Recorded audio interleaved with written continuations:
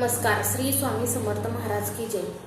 मनुष्य स्वार्थाच्या पोटी अंधारा कसा होतो किंवा स्वार्थाच्या पोटी त्याच्या मनामध्ये मोह निर्माण होतो आणि त्याची जी सतसत विवेक बुद्धी आहे ती मोहापायी अंध झालेली असते.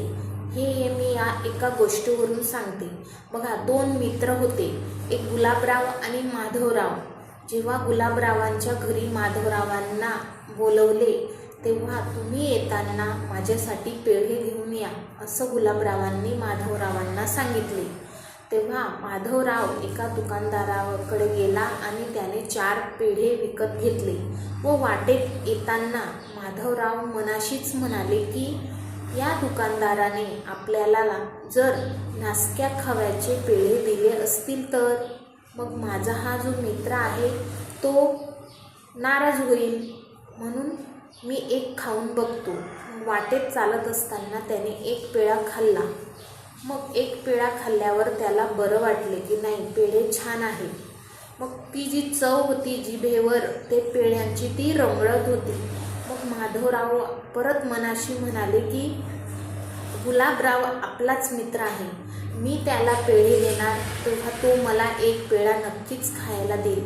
मग मी तो पेढा आत्ताच खाऊन टाकतो. म्हणून परत एक पेढा माधवरावांनी खाल्ला. असं खाल्ल्यानंतर मग उरलेले 2 पेढे माधवरावांच्या हातात असे चुळबुळ करत होते. ते सुद्धा खाण्याची इच्छा माधवरावांना होत होती. मनात गोंधळ चालू होता. मग असं होत असताना खाली एक पेढा पडला आणि मग हा पडलेला पेढा गुलाबरावांना, माझ्या मित्राला, माझ्या सखाला कसा न्यावा म्हणून त्याने तो पेढा उचलला, छान पुसून टाकला आणि परत स्वतःच्या तोंडात घालून घेतला. असे 3 पेढे फस्त केले.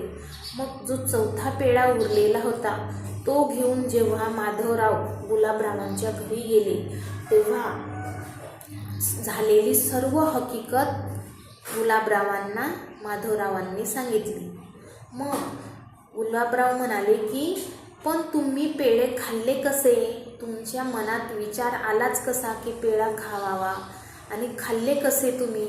मग माधवराव शांतपणे जो शेवटचा पेढा होता त्यांच्या हातात तो त्यांनी तोंडात टाकला आणि म्हणाले की हे असे खाल्ले, सर्व पेढे मी असे खाल्ले.